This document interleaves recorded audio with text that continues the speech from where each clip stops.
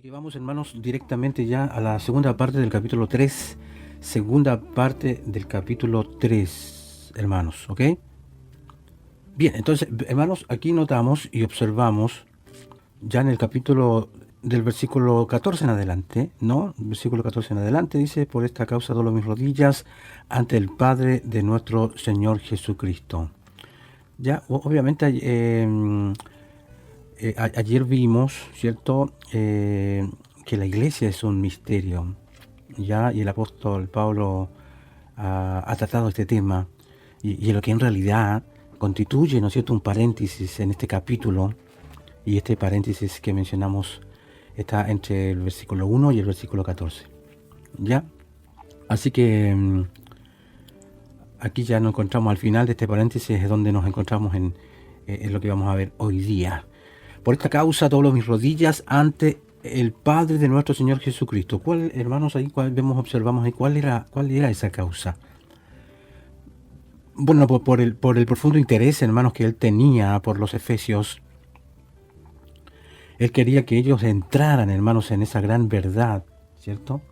Él quería que entraran en esa gran verdad de esa nueva administración, esta nueva economía en la que vivimos, hermanos. Entonces aquí vemos, hermanos, que obviamente y vamos a experimentar todas las riquezas de su gracia que se encuentran en Cristo Jesús. Y estos eran los antecedentes. Entonces, es por este motivo que el apóstol insertó este paréntesis entre los versículos 1 al 14. Entonces, cuando estábamos estudiando las oraciones del apóstol Pablo, en el primer capítulo de Efesios, llamamos la atención hacia el hecho, hermanos, de que él era un hombre de oración.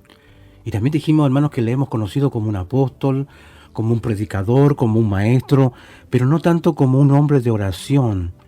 Esta es la segunda gran oración de Pablo en esta epístola. Y después de haber considerado a la iglesia como un poema de Dios, ¿se acuerda de ese detalle? El templo del Espíritu Santo y el misterio de los siglos.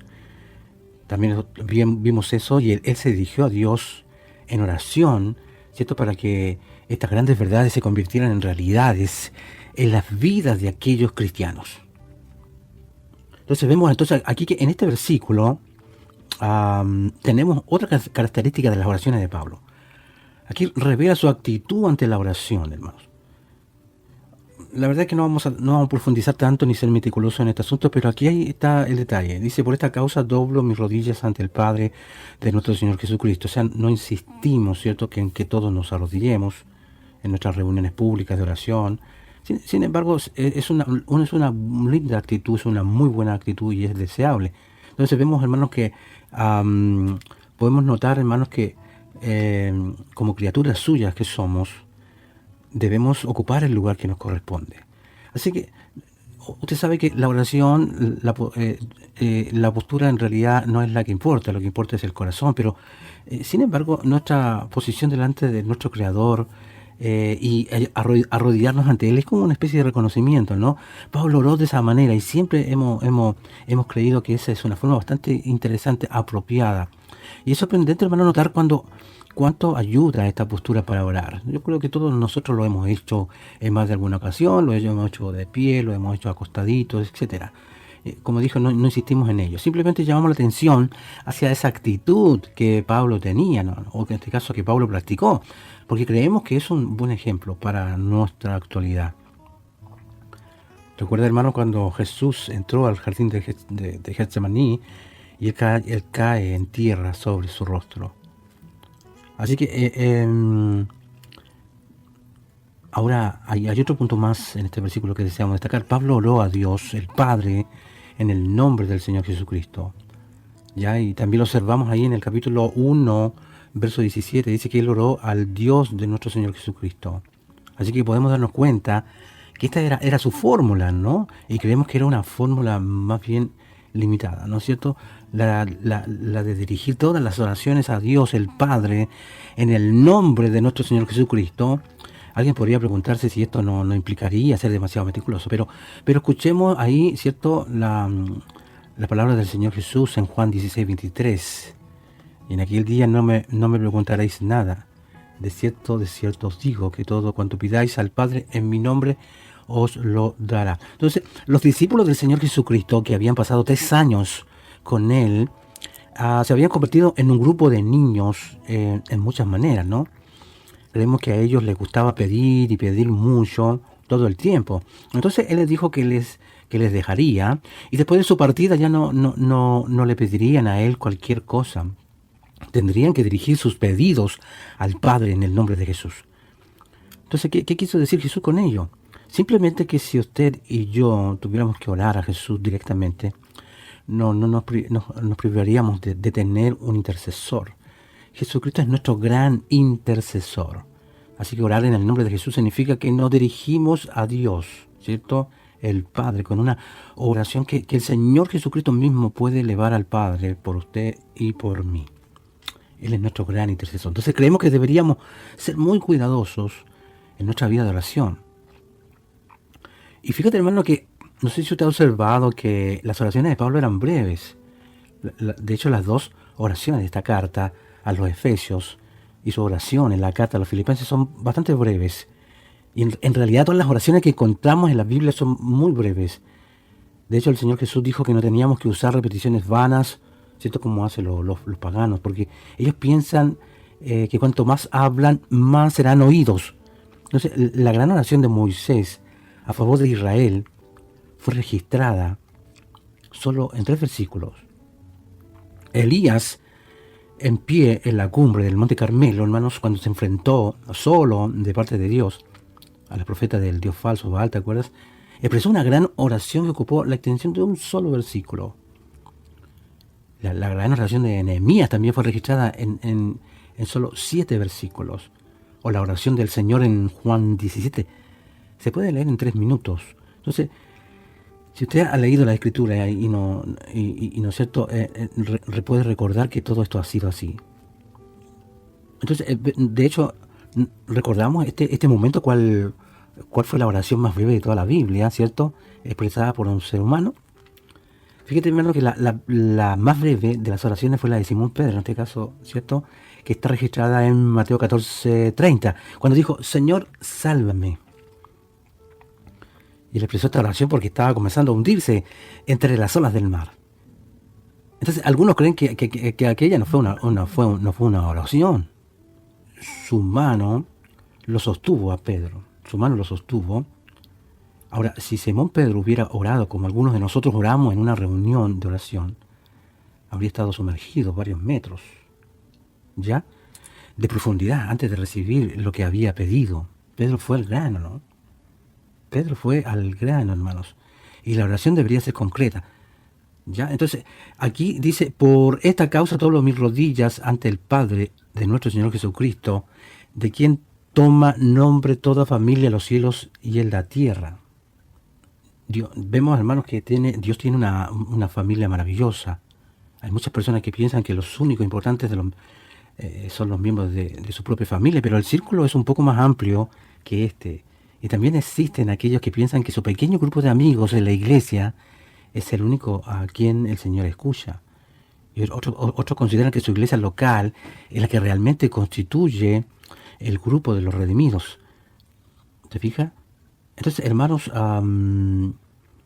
además algunos creen que su denominación o grupo de iglesias cristianas es la totalidad de la familia de Dios. Y finalmente hay algunas personas que piensan que la familia espiritual abarca a la iglesia desde el día de Pentecostés hasta que la iglesia sea recogida por el Señor. Pero Dios salvó a personas desde mucho antes que la iglesia existiera y lo va a continuar haciendo después de que la iglesia sea retirada de la tierra. Y Dios también tiene a otros miembros de su familia, ¿cierto? Los mismos ángeles pertenecen a su familia. Y Él ha creado, ¿no es cierto?, seres inteligentes que el apóstol Juan vio en una visión, hermanos, y dijo que no se podían contar. Todos ellos forman parte de la familia de Dios. Dice el versículo 16 en adelante, dice, para que os dé conforme a la riqueza de su gloria, ser fortalecidos con poder en lo íntimo de su ser por su espíritu. Que habite Cristo por la fe en vuestros corazones, a fin de que arraigados y cimentados en amor, seáis plenamente capaces de comprender con todos los santos cuál sea la anchura, la longitud, la profundidad y la altura y de conocer el amor de Cristo que excede a todo conocimiento para que seáis llenos de toda plenitud de Dios. Entonces observemos nuevamente que el apóstol oró conforme a las riquezas de su gloria y no de las riquezas, en este caso, de las riquezas de gloria de Él. Si Dios tomara una parte de esas riquezas, obviamente se parecería a algún ser humano de cuantiosos recursos que ayudara a los demás con una cantidad muy limitada de sus riquezas. Entonces aquí, en esta oración, hay 4 pedidos concretos que Pablo hizo a favor de los creyentes de Éfeso. Aquí vemos, hermanos, que primero, el pedido era que los cristianos pudieran ser fortalecidos con poder en lo íntimo de su ser, por su espíritu. Entonces la naturaleza espiritual del cristiano necesita oración, así como su parte física la necesita. Entonces, ahora, con mucha frecuencia la parte espiritual es descuidada, mientras que toda la atención se le dedica a la parte física. El apóstol Pablo estaba orando por el interior de la persona, porque él se daba cuenta, hermanos, que la parte exterior de la persona desaparecería. Entonces, y para vivir la vida cristiana se necesita poder, así como para crecer en la gracia y desarrollarse hacia la plena madurez, la cual es la obra del Espíritu Santo. Entonces nos inclinamos a orar mucho por la parte externa, la parte física, y es bueno orar por el aspecto y las necesidades físicas de la gente, de las personas. Entonces Pablo lo hizo y oró por sí mismo. Él mismo nos contó que oró 3 veces para que removiese un mal físico, que era un aguijón en su cuerpo. Entonces es hermoso saber, hermanos, que Dios oye y responde la oración. Pero tenemos que recordar que la naturaleza espiritual del cristiano necesita oración, así como la parte física la requiere. Solo el Espíritu Santo puede proveer poder, vida y crecimiento para el creyente, para que alcance, ¿no es cierto?, la madurez plena. La segunda petición que vemos de Pablo dice que él ora pidiendo a Cristo que habite por la fe en vuestros corazones. Y aquí esto implica asumir con nuestra mente los pensamientos del Señor. Esto implica una relación de compañerismo, de camaradería con Él. Él nos ayuda a conocerle más y que nos revela, hermanos, la voluntad de Dios para nuestras vidas. Él les dijo a los suyos en Juan 15:4, permaneced en mí y yo en vosotros. Y Pablo dijo en Gálatas 2:20, ya no vivo yo, más Cristo vive en mí. Entonces la frase en Cristo es la expresión culminante de esta epístola. O sea, la gran idea, ¿no es cierto?, equivalente es que Cristo está en nosotros. Él está en nosotros. Entonces la expresión en Cristo se refiere a nuestra posición. O sea, indica nuestra posesión. Y este es el aspecto práctico del tema, ¿cierto? Dijo también Pablo en su segunda epístola de Corintios 13:5, dice, examinaos a vosotros mismos para ver si estáis en la fe. Probaos a vosotros mismos o no os conocéis a vosotros mismos. Entonces, ¿no sabéis que Jesucristo está en vosotros? A menos que fracaséis en la prueba. Entonces, Cristo no ha venido a visitarnos de una manera temporal. Él ha venido a radicarse permanentemente por medio del Espíritu Santo para vivir en nuestras vidas. Entonces, Él dijo, hermanos, en el Evangelio según Juan, capítulo 15, verso 5, dice, yo soy la vid, vosotros los pámpanos, y el que permanece en mí y yo en él, este lleva mucho fruto, porque separado de mí nada podéis hacer. Entonces vemos, hermanos, que esta tercera petición es un pedido para que los creyentes puedan conocer las dimensiones de ese amor de Cristo, que sobrepasa todo conocimiento. Entonces el apóstol oró para que ellos estuvieran arraigados y cimentados en amor. Entonces el término ahí, arraigados, se refiere, hermanos, al área de la botánica, en este caso que es la vida de la vegetación. Y la palabra cimentados se refiere a la arquitectura, a la firmeza, a la estabilidad. Así que están estas dos palabras que el miércoles las estuve analizando ahí, cimentados y arraigados, ¿ya? Y obviamente esta petición se refiere a todos los cristianos. Entonces Pablo quería que ellos conocieran el amor de Cristo, que excede a todo conocimiento. Entonces la vasta extensión del amor de Cristo es el amor de Dios mismo. Desde esta plataforma de lanzamiento podemos comenzar a medir aquello que es imposible de medir y conocer aquello que supera, ¿no es cierto?, el conocimiento. Y esta es una de las grandes paradojas de la vida del cristiano. Vamos a ver ahora cómo Pablo intentó desglosar en pocas palabras las enormes dimensiones del amor de Cristo descritas en el versículo 18. Entonces primero menciona la anchura, los brazos de Cristo. Aquí vemos entonces, hermanos, que los brazos de Cristo pueden alcanzar a todos alrededor del mundo. En Juan 10:9 él dijo, yo soy la puerta, que el que por mí entrare será salvo. Y en Juan 6:37 dijo, el que a mí viene no le echo fuera. Entonces después el apóstol menciona la longitud. O sea, la línea de la salvación comenzó con el Cordero, que fue sacrificado antes de la fundación del mundo, y se proyecta hacia el pasado, el presente y hacia el futuro, incluso hacia las interminables dimensiones de la eternidad. Entonces luego tenemos la profundidad, y esta dimensión se dirige directamente hasta la muerte de Cristo en la cruz, ¿cierto? Y el apóstol Pablo dijo en Filipenses 2:8, hallándose en la condición de hombre, se humilló a sí mismo, haciéndose obediente hasta la muerte y la muerte de cruz. Y finalmente, como culminación, el apóstol mencionó la altura. Y la altura llega hasta el mismo trono de Dios. O sea, esta idea se refleja en las palabras de Pablo a los Filipenses 2:6, cuando él dice, él siendo en forma de Dios, no estimó el ser igual a Dios como cosa que aferrarse. O sea, tanta grandeza contrasta entonces con las grandes limitaciones y debilidades humanas. Por tal motivo, solo el Espíritu Santo puede entonces guiar al creyente a esta vida de experiencia, de amor de Cristo, que al ser, ¿no es cierto?, al ser infinito, va mucho más allá del entendimiento humano. Ahora, en esta cuarta petición, cuando fue como el estallido de un fervor que consumía el corazón del apóstol, que pidió que los efesios fueran llenos, dice, llenos de la plenitud de Dios. O sea, Cristo mismo fue lleno de ella. Y en proporción a nuestra comprensión del amor de Cristo, seremos llenos de toda la plenitud de Dios. Así que, hermanos, finalmente leemos ahí ya los versículos 20 al 21. ¿Cierto? Dice, y aquel que es poderoso para hacer todas las cosas mucho más abundantes de lo que pedimos y entendemos según el poder que actúa en nosotros, a él sea gloria en la iglesia en Cristo Jesús por todas las edades, por los siglos de los siglos. Entonces, y aquí vemos, hermanos, que esta es una doxología y una bendición que finaliza la oración del apóstol Pablo, y que también concluye, ¿cierto?, la primera división o la sección principal de esta epístola a los Efesios. En este caso, los primeros 3 versículos tienen que ver con la sección doctrinal, que en el bosquejo general la llamamos como el llamado celestial de la iglesia, y que abarca, ¿no es cierto?, los 3 primeros capítulos. Entonces, esta conclusión de la oración fue una poderosa erupción de alabanza espiritual, y creemos que cualquier comentario a la misma podría restarle brillo, ¿no?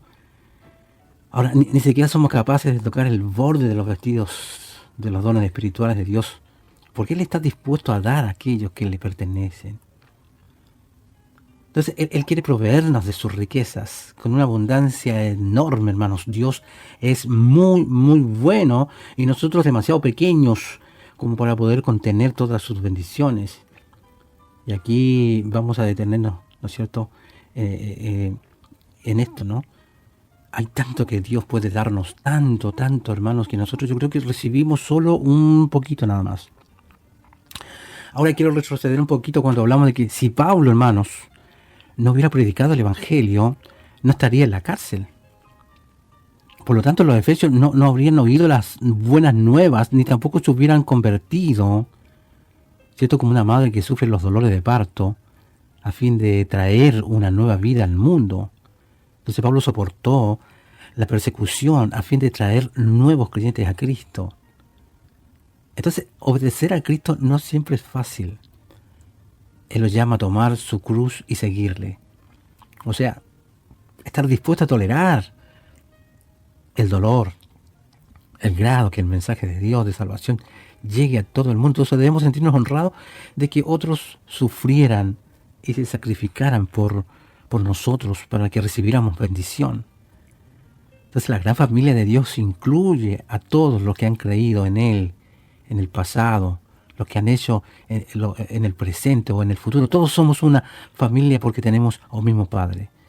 Él es la fuente de toda la creación, el dueño, ¿no es cierto?, legítimo de cada cosa. Entonces Dios promete su amor y su poder a su familia, que en este caso es la iglesia. Ahora, si queremos recibir sus bendiciones, es importante que nos mantengamos en contacto con otros creyentes, funcionemos en el cuerpo de Cristo. Esto es bien importante. Hay mucha gente sola por ahí y que cree a su manera y que no cree que la iglesia es necesaria, o la iglesia, me refiero, el congregarnos. Entonces, algunos que se aíslan, hermanos de la familia de Dios, y tratan de seguir solos, se privan del poder de Dios. Entonces aquí ya comenzamos, quiero hacer más bien, estoy haciendo un resumen, hermano, que ya el amor, aquí vemos que el amor de Dios es total, que llega hasta los últimos rincones de nuestra experiencia. Entonces la anchura del amor de Dios continúa a través de toda nuestra vida, llega a todo el mundo. La longitud de su amor nos sigue a través de nuestras vidas, o la profundidad de su amor llega a lo más profundo del desaliento o de la desesperación y aún la muerte. Entonces la altura del amor de Dios se eleva a la cumbre, ¿no es cierto?, de nuestra aclamación y júbilo. Entonces cuando se siente excluido o aislado, recuerde que nada, hermanos, nada lo puede apartar del amor de Dios. La plenitud de Dios se expresa completa y solamente en Cristo. Estamos completos, absolutamente completos. ¿Se fijan, hermanos? Gracias al Señor por eso, por nuestra unión con Cristo y la capacitación, hermanos, que el Espíritu Santo nos ha dado. Tenemos por entero a Dios a nuestra disposición, pero debemos apropiarnos por la fe y las oraciones cada día, ¿no es cierto?, al vivir para Él. Entonces, la oración, hermanos, de Pablo por los efesios es también para nosotros, es también para nuestras vidas. Así que podemos pedir que el Espíritu Santo llene al máximo cada aspecto de nuestra vida. Como dijimos, hermanos, esta doxología o este himno, por así decirlo, de alabanza a Dios, pone fin, hermanos, a la primera parte de Efesios. En la primera sección, Pablo entonces describe el papel eterno de la iglesia. Y en la segunda parte, él explicará, ¿no es cierto?, cómo los miembros de la iglesia deben vivir a fin de lograr la unidad que Dios anhela, como en la mayoría de sus cartas. Entonces Pablo primero establece el fundamento doctrinal y luego presenta aplicaciones prácticas de las verdades que ha detallado. Así que interesante descubrir esta división que hay en el libro de los Efesios. Nuestras vidas, entonces, antes y después de Cristo. Antes, hermanos, muertos en delitos y pecados, hijos de ira, enemigos de Dios, seguidores, ¿cierto?, de la corriente de este mundo, esclavos incluso de Satanás. Y después, vivos, ¿te fijas? Vivos con Cristo, con la misericordia de Dios y salvos delante de Cristo y la verdad, ¿no es cierto?, hijos de Dios, libres en Cristo para amar y servir y sentarnos con Él, ¿no es cierto?, haciendo su voluntad. Así que, hermanos, gracias a Dios porque estamos sentados en los lugares celestiales, hemos sido resucitados espiritualmente, por así decirlo, para su gloria. Así que, hermanos, ya estaríamos pasando entonces al capítulo 4, ya mañana comenzaríamos, ¿no es cierto?, a trabajar ya con el capítulo 4.